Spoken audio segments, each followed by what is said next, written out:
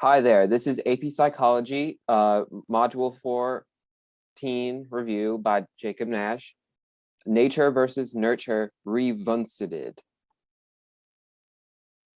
Do you remember Nature versus Nurture? This is the debate about the cause of behaviors. Remember, I added this example into the Module 2 video. This is like I said, the debate, a major psychology debate, where they're like, why are our behaviors the way they are? It's kind of hard to say. Okay, nature. This is caused by genes or innate knowledge. So that's just like how you are. Innate knowledge. Do you remember what that is? Hopefully you do. Knowledge that you're born with. I was born to hate frying pans. My dad did. Then nurture, on the other hand, it's saying it's caused by experiences. Ow, I hate frying pans now. If he got hit in the head with a frying pan one day. A weird example, but I'm just saying nature versus nurture. This is, and really the smartest psychologists are the ones that know that it's pretty much both, not either one. Okay. Behavior geneticists. These are people that look at, they are the ones that study if it was nature or nurture. Well, nature was it nurture, nurture. That's what they do. Environment. Environment is simply an external influence. So environment is what supports the nurture people. They're like, oh, environment. But environment can include when you're in the womb still, womb to tomb. This is President Zachary Taylor's tomb. I have a certain connection with that president. Just kidding. I mean, I'm not related to him. That's for another story. Okay. Biology stuff. Maybe you learned this in biology if you took it, which I think you probably did. But it's possible that you didn't, but whatever.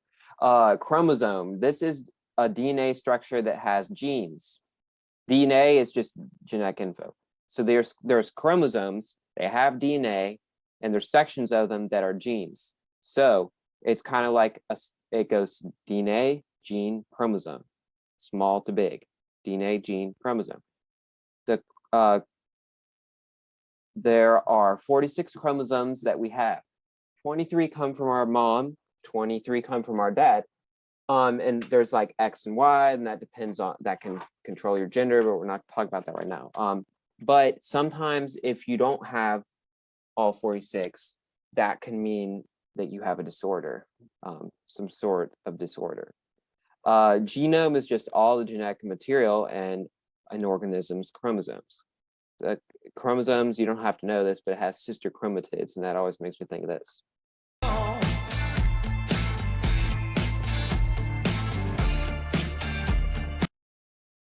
Yeah, I like that. The black piece. Okay, whatever. All right, twins.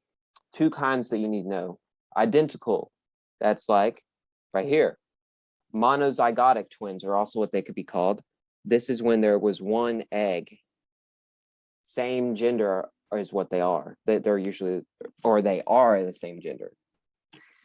Fraternal or dizygotic twins. This is if there was two. They can be the same, they can be different, but these are the same gender, the identical twins. The studies. There are two kinds of studies that we look at when we're trying to see about nature versus nurture. These aren't the only two, obviously, but these are two. Separated twin studies. People can use this. People like a man named Bochard studied separated twins and found that they still had similar voices, personalities, intelligences, heart rates, and brain waves, even though they were separated. So Bochard, I believe that the two people that he studied were named Jim Lewis. They were separated twins, I believe. I may be incorrect about this, but I know he studied separated twins, but I believe there were separated twins named Jim Lewis, both, or it might, I don't remember, but as far as I know, it was two twins named Jim Lewis, They happened to name their dog the same thing, and they happened to name their kid the same thing. And when they met, they were like, huh? Like they sounded the same, they seemed the same, and yeah. We can also look at adoptive studies. So adopted children, they often have values like their adoptive parents. When they're an adult, you find out they are sort of similar in their values and beliefs as their adoptive parents, but then you realize that their characteristics can still be like their original families.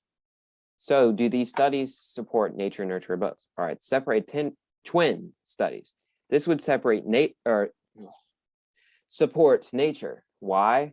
Well, because even when they had a different environment, different experiences, still they were the same. That supports nature.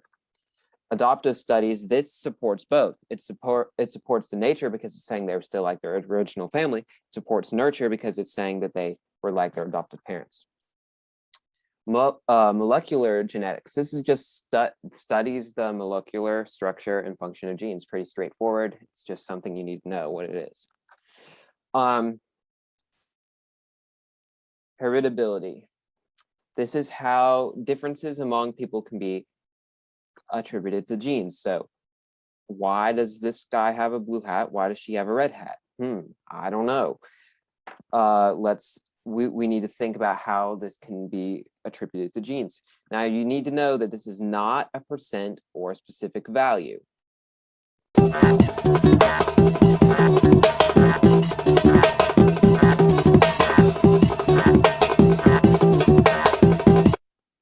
Yeah, when you hear that, you need to know that.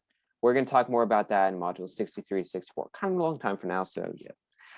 Not the impact of, it's also not the impact of nature on someone. So you need to know that. It's just kind of like a general term, just how differences among people can be attributed to genes. Questions, well, we have two this time.